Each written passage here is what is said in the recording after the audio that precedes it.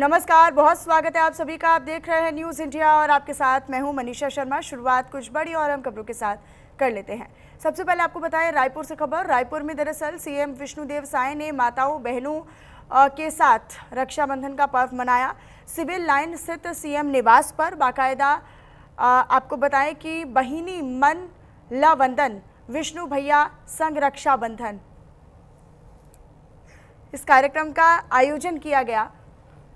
CM ने इस दौरान ये कहा कि बहनों का सम्मान, उनका स्वाभिमान और आत्मनिर्भरता हमारे लिए सर्वोपरि है। हमारी सरकार मातृशक्ति को आर्थिक रूप से सशक्त बनाने, उन्हें आगे बढ़ने के नए अवसर देने और उनके सुरक्षित भविष्य के लिए पूरी प्रतिबद्धता से कार्य कर रही है। बहनों का विश्वास हमारा संबल है और उनकी खुशहाली, आत्मनिर्भरता और उज्जवल भविष्य ही हमारे हर प्रयास का संकल्प भी है।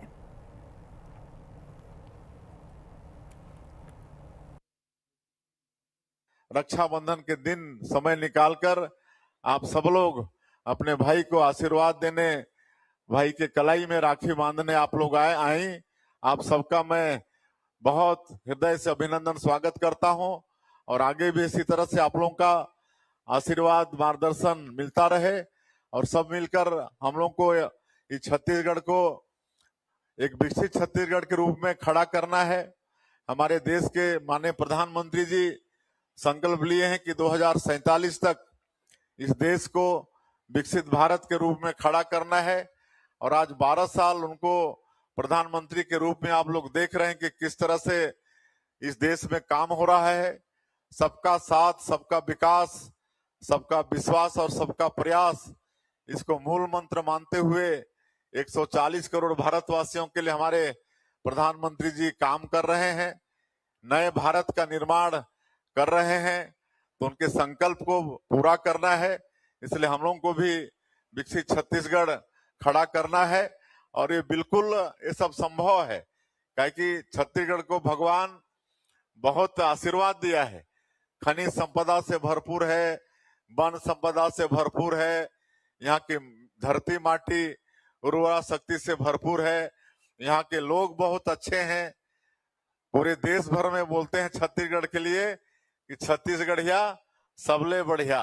तो आइए इस अवसर पर यही संकल्प लें कि हम सब लोग मिलकर छत्तीसगढ़ को विकसित छत्तीसगढ़ के रूप में खड़ा करें। इसमें बहनों का आशीर्वाद, आप सब लोगों का स्नेह, इसकी बहुत अहम भूमिका रहेगी। तो वही रायपुर में पूर्व मुख्यमंत्री और कांग्रेस नेता भूपेश बघेल ने अपने आवास पर रक्षाबंधन का त्योहार मनाया। इस दौरान बहनों ने उन्हें राखी बांधी और भाई बहन के पवित्र रिश्ते का पर्व उत्साह के साथ मनाया गया। रक्षाबंधन के इस खास मौके पर भूपेश बघेल ने सभी प्रदेशवासियों को शुभकामनाएं दी। उन्होंने भाई बहन के स्नेह, उनके विश्वास और अपनत्व को इस पर्व की खासियत बताया। त्योहार के इस मौके पर उनके आवास पर पारिवारिक और खुशनुमा माहौल नजर आया।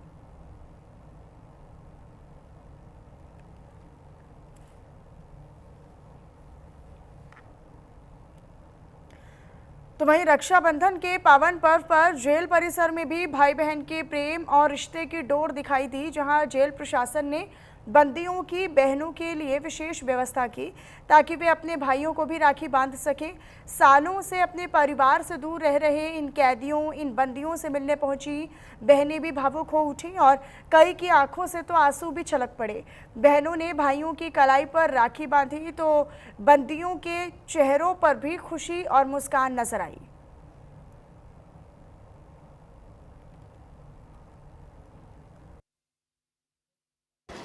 हमें अच्छा लगा जेल प्रशासन के साइड से, मतलब सुविधा है यहाँ पे सारे बहुत भाई लोग के साथ, मतलब मिलने का उनको भी ऐसा फील नहीं कराया गया कि उनकी बहन नहीं है। मिल के ऐसे अच्छा लगा।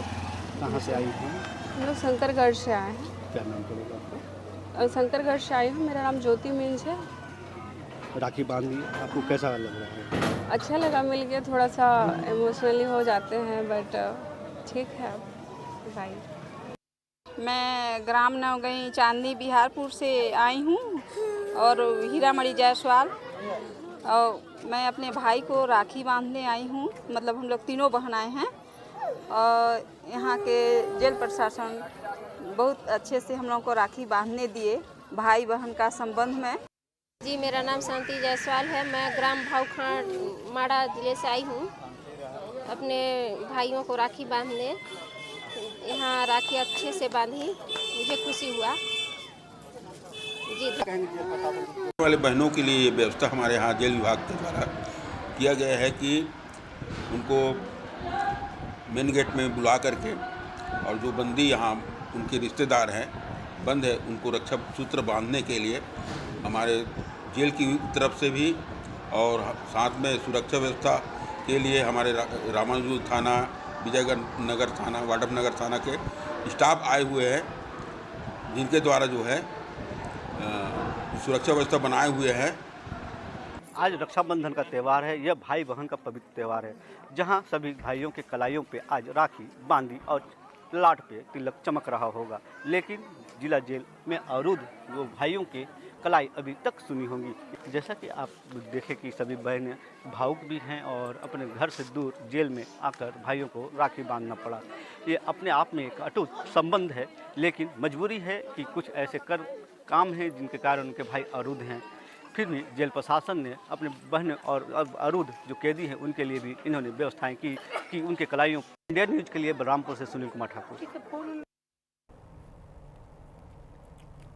तो वहीं रक्षाबंधन के इस पावन त्योहार पर, इस पावन पर्व पर रायगढ़ जिला जेल में भी भाई बहन के अटूट प्रेम का त्योहार मनाया गया।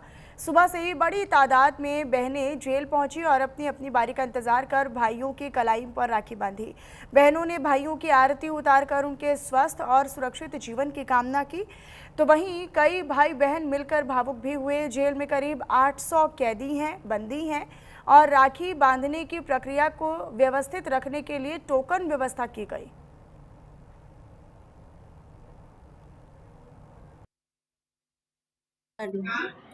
भेलवाड़ी करसी है। भाई से मिले कैसा लग रहा है? अच्छा लग रहा है, बहुत अच्छा लग रहा है। कितने दिन हो गए भाई को? 2 साल, 1 साल बाद फिर आए हैं। ये तीसरा साल है।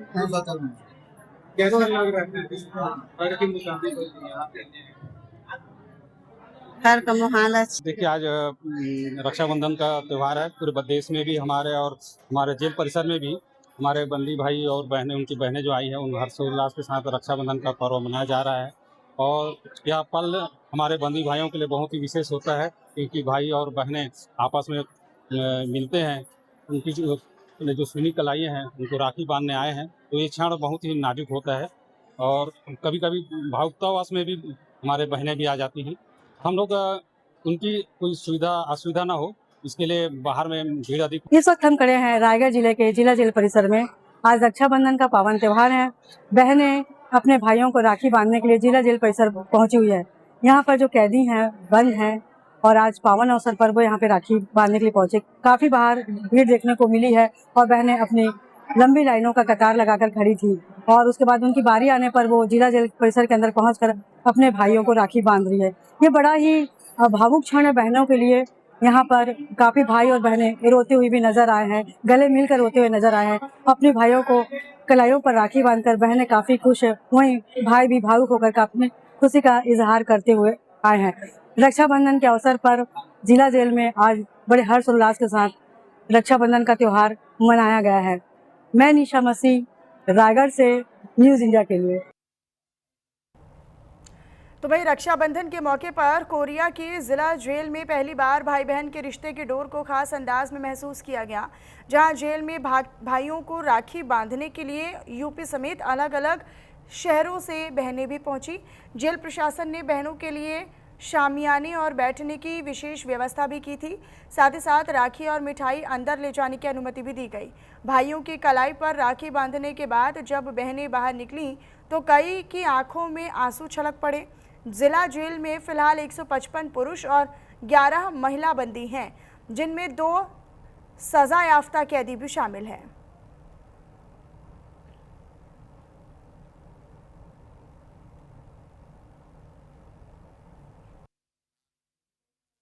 कर लेते हैं। अब आपको बताएं, जहां छत्तीसगढ़ के जशपुर में से बच्चों को विज्ञान से जोड़ने की अनोखी पहल शुरू की गई है। बगिया कैंप कार्यालय से मुख्यमंत्री विष्णुदेव साय ने साइंस ऑन व्हील्स वाहन को हरी झंडी दिखाकर रवाना किया। चलती फिरती विज्ञानशाला गांव-गांव और दूरस्थ इलाकों में जाकर बच्चों के प्रयोगों, वैज्ञानिक मॉडलों और गतिविधियों के जरिए विज्ञान सिखाएगी। इस पहल का उद्देश्य बच्चों में विज्ञान के प्रति रुचि, जिज्ञासा और नई सोच को बढ़ावा देना है। दूर दराज के बच्चों को किताबों से आगे बढ़कर प्रयोग और गतिविधियों के माध्यम से सीखने का अवसर मिलेगा।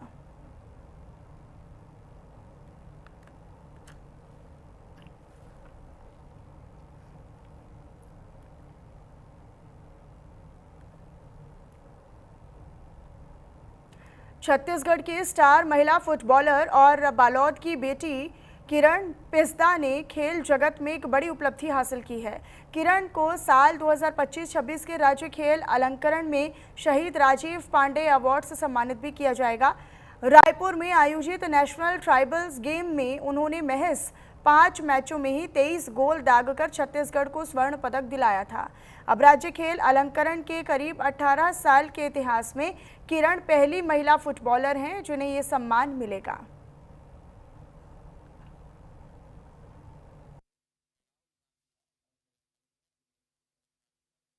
थैंक यू सर, मुझे बहुत अच्छा लग रहा है, मुझे बहुत खुशी हो रही है और प्राउड फील हो रहा है कि जो मैंने मेहनत की थी और इतने साल से जो मैं फुटबॉल खेल रही हूँ, जो जर्नी था उसका आज मुझे छत्तीसगढ़ का सबसे बड़ा अवार्ड राजीव पांडे अवार्ड मिल रहा है, तो मुझे बहुत ज़्यादा खुशी हो रहा है, प्राउड फील हो रहा है। कैसा पहुंचे यहाँ तक का, मतलब क्या था सफर आपका?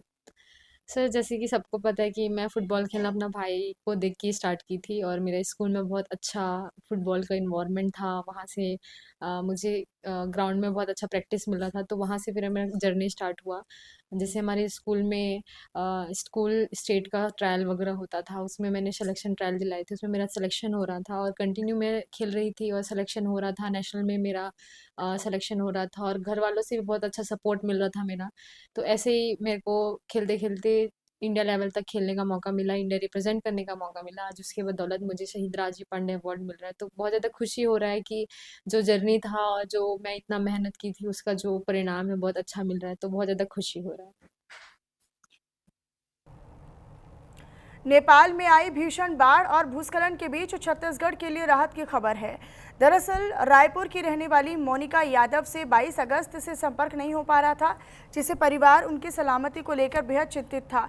लेकिन अब अधिकारियों की मौजूदगी में मोनिका यादव से उनके परिजनों की बातचीत करवाई गई। मोनिका से संपर्क होते ही परिवार की चिंता खुशी और राहत में तब्दील हो गई।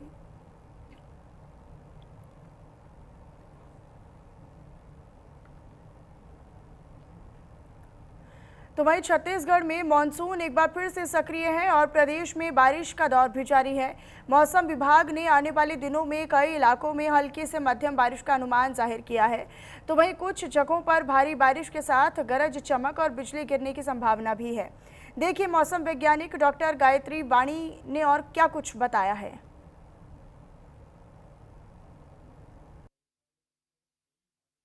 प्रदेश में लगातार जिस तरीके से जो मौसम विभाग की चेतावनी लगातार जो कि नोटिफिकेशन अलर्ट जारी रहते हैं, इस वक्त मैं मौजूद हूं आईएमडी ऑफिस में और सीधे तौर पर हम बात करना चाहेंगे कि मौसम वैज्ञानिक के तौर पर किस तरीके की स्थिति वर्तमान में छत्तीसगढ़ प्रदेश में मौजूदा स्थिति में बनी हुई है।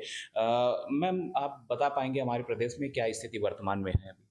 आज की स्थिति में एक लो प्रेशर एरिया जो है दक्षिण पूर्वी उत्तर प्रदेश और इससे लगे हुए क्षेत्र में है और मानसून का द्रोणिका जो है ये इस लो प्रेशर एरिया से होते हुए है। इस प्रभाव से आज उत्तर छत्तीसगढ़ में एक दो स्थानों पर मध्यम से लेकर भारी वर्षा होने की संभावना है। मुख्य रूप से बलरामपुर, सूरजपुर और इससे लगे हुए क्षेत्र में ज्यादातर मेघगर्जन का गतिविधि और मध्यम से लेकर भारी वर्षा होने की संभावना है। बाकी प्रदेश में मुख्य रूप से मध्य छत्तीसगढ़ और दक्षिण छत्तीसगढ़ में वर्षा का गतिविधि में आज और कल थोड़ा कमी आने की संभावना है। मैम हमारे दर्शकों को स्क्रीन पर थोड़ा सा समझाने की कोशिश करेंगे। अभी देख लीजिए यहाँ जो भी क्लाउड फॉर्मेशन है, यहाँ उत्तर प्रदेश का ऊपर, साउथ ईस्ट उत्तर प्रदेश का ऊपर एक साइक्लोनिक सर्कुलेशन है और मॉनसून का द्रोणिका भी ऐसा पार हो रहे थे, जिसका वजह से ये पूरा रीजन में आपको आज एक्टिविटी ज्यादातर मिलने की संभावना है। वज्रपात में हमने देख पाया कि मुंगेली में एक हादसा हुआ है मैम, हाल ही में 2 दिन पहले की बात। अभी देख लीजिए, वज्रपात के लिए अलग से हम कुछ अलर्ट जारी नहीं किया है। भारी वर्ष के लिए ऑरेंज अलर्ट जारी किया है। 2 दिन पहले पूरा प्रदेश में ही आपको वज्रपात के लिए ऑरेंज अलर्ट दिया है। 3 घंटा त्वरित चेतावनी जो बोलते हैं हम लोग, नाउकास्ट अलर्ट।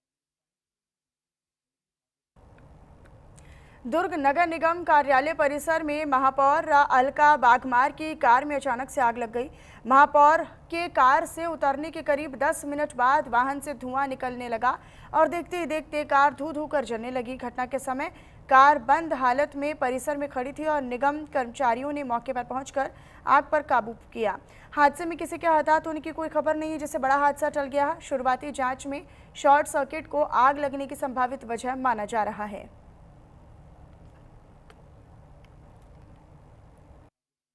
दुर्ग नगर निगम में खड़ा हूँ इस वक्त। मैं आपको बता दूं कि दुर्ग नगर निगम महापौर जिनकी ये टोयोटा गाड़ी है वो पूरी तरह से जलकर खाक हो गई है। आप देख पा रहे होंगे मेरे पीछे ये पूरी गाड़ी है और ये गाड़ी पूरा जल करके पूरी खाक हो गई है। इसका जो वजह है वो बताया जा रहा है शॉर्ट सर्किट। जैसे ही मैं आपको बता दूं, जैसे ही महापौर घर से निकल करके वो अपने दफ्तर पहुंचती है, नगर निगम पहुंचती है और नगर निगम पहुंच हमारे साथ में अलका बागमार जी हैं महापौर, उनसे बातचीत करते हैं, सीधे सीधे जानते हैं कि किस तरह से ये आग लगी थी। ये गाड़ी से हम लोग उतर के मैक्सिमम 10 मिनट हो रहा होगा, अंदर चेंबर में बैठे थे। चेंबर के अंदर से ही हमको धुआं दिखा, तो हम जब बाहर निकले तो बोनेट पे आग लग चुकी थी और डॉक्यूमेंट्स निकाल लिए थे।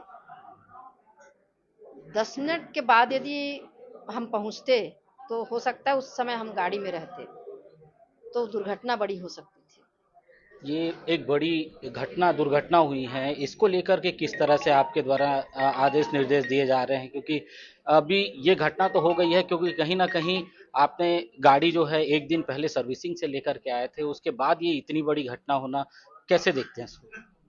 ये जांच का विषय तो है और एसपी साहब से बात भी हुई है, तो जांच करवाएंगे। जांच से पता चलेगा कि दिक्कत क्या थी। तो ये थे अलका बागमार जिन्होंने बताया कि किस तरह से ये दुर्घटना हुई, क्योंकि 10 मिनट पहले ही ये गाड़ी से उतरी थी और उसके बाद ही ये दुर्घटना हुई। इन्होंने चेंबर से देखा और उसके बाद ये जो दुर्घटना है वो हुई थी। अब आगे देखना होगा कि जांच में क्या कुछ निकल करके सामने आता है। कैमरा पर्सन गौरव तिवारी के साथ मैं मनोज देवांगा, न्यूज़ इंडिया दुर्ग। देश भर में रक्षाबंधन का पर्व धूमधाम से मनाया जा रहा है, तो वहीं उज्जैन में भी बाबा महाकालेश्वर के दरबार से इस पर्व की शुरुआत की गई। श्री महाकालेश्वर मंदिर में तड़के विशेष भस्म आरती के दौरान पुजारी परिवार की महिलाओं ने बाबा महाकाल को राखी अर्पित की। इससे पहले पंचामृत अभिषेक और भस्म श्रृंगार कर बाबा का विशेष पूजन भी किया गया। रक्षाबंधन के इस मौके पर भगवान महाकाल को 1.25 लाख लड्डुओं का महाभोग भी अर्पित किया गया।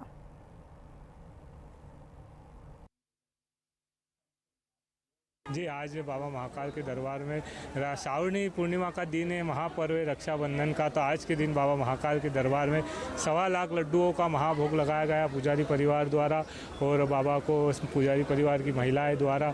रक्षाबंधन का पर्व है तो बाबा को भाई मान के बाबा महाकाल सबकी रक्षा करते हैं, जगत की रक्षा करते हैं। तो पुजारी परिवार ने बाबा महाकाल को, पुजारी परिवार की महिलाएं ने बाबा महाकाल को राखी अर्पण की और बड़ी तन मन से राखी बनाते हैं, ये तैयारी करते हैं। उसके बाद आज के दिन बाबा महाकाल को राखी चढ़ाई जाती है। रक्षाबंधन के इस पावन मौके पर, इस पावन अवसर पर मुख्यमंत्री डॉक्टर मोहन यादव से ब्रह्म कुमारी ईश्वरीय प्रजापिता विश्वविद्यालय से जुड़ी बहनों ने आत्मीय मुलाकात की, भेंट की। बहनों ने मुख्यमंत्री को रक्षा सूत्र बांधकर रक्षाबंधन की शुभकामनाएं दी। इस दौरान भाई बहन के स्नेह, विश्वास और अपनत्व की भावना भी दिखाई दी। तो वहीं मुख्यमंत्री ने बहनों के स्नेह, उनके सम्मान और उनको शुभकामनाओं के लिए उनका आभार व्यक्त किया।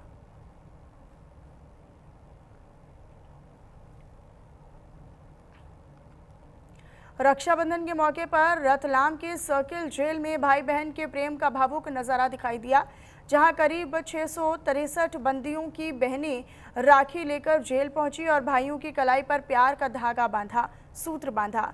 दरअसल राखी बांधते समय कई बहनों की आंखें भी नम हो गईं। तो वहीं हिंदू मुस्लिम बहनों ने मिलकर भाई बहन के रिश्ते की मिसाल भी पेश की। जेल प्रशासन ने भी बहनों की सुविधा के लिए टेंट और पीने के पानी समेत जरूरी व्यवस्थाएं सुनिश्चित की।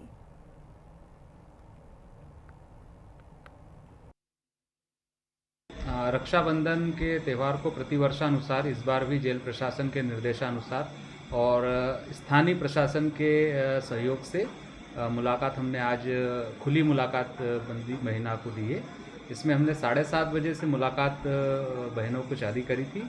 साथ में 5 साल से छोटे बच्चे हैं उनको भी हमने अलाउ किया है और हर जो बहन है वो अपने साथ में रक्षा सूत्र, 250 ग्राम मिठाई और फल ये अंदर ले जा सकती है। 10 मिनट का समय दिया है हमने मुलाकात का और अभी तक कम से कम 500 मुलाकातें हमारी बहनों के द्वारा कर ली गई है और ये 1:30 बजे तक हम ये सिलसिला इधर इंदौर से खबर है। इंदौर में खजराना पुलिस ने शराब के नशे में बस चलाते चालक को समय रहते पकड़ लिया। स्टार चौराहे पर बस रुकवाकर चालक की ब्रीथ एनालाइजर से जांच की गई, जिसमें शराब के नशे में होने की पुष्टि हुई और बस में सवार दर्जनों यात्रियों को पुलिस ने सुरक्षित नीचे उतारा। आपको ये बताते चलें कि उनके लिए वैकल्पिक व्यवस्था भी करवाई। पुलिस ने बस को जब्त कर चालक के खिलाफ धारा 185 के तहत कार्रवाई अमल में लाई है और समय रहते हुए ही इस कार्रवाई से बड़ा हादसा भी टल गया। इंदौर पुलिस कमिश्नरेट में लगातार वाहनों की चेकिंग की जाती है, साथ में जो कि ब्रीथ एनालाइजर से जो कि कहीं शराब पीकर वाहन तो नहीं चला रहे हैं। इस तरह लगातार इंदौर पुलिस कमिश्नरेट में देर रात्रि में चेकिंग चलाई जाती है। समय बदल कर और स्थान बदल कर ये चेकिंग चलाई जाती है। कल देर रात्रि में खजराना के जो स्टार चौराहे पर थाना प्रभारी मनोज यादव एवं स्टाफ के साथ लगातार ब्रीथ एनालाइजर चेकिंग चल रही थी। तभी एक बस जो वोल्वो बस थी जो कि इंदौर से ग्वालियर जा रही थी, उसमें जो कि उसमें भी ड्राइवर की जब ब्रीथ एनालाइजर चेक किया गया तो वो बहुत शराब पिए हुआ था। उसमें तत्काल 185 मोटर व्हीकल एक्ट के तहत कार्रवाई की गई है और उसमें बस को खाली कराया गया और बस को जब्त किया गया है। तो कुल मिलाकर चलिए फिलहाल इन्हीं तमाम बड़ी और अहम खबरों के साथ इस बुलेटिन में इतना ही। नमस्कार।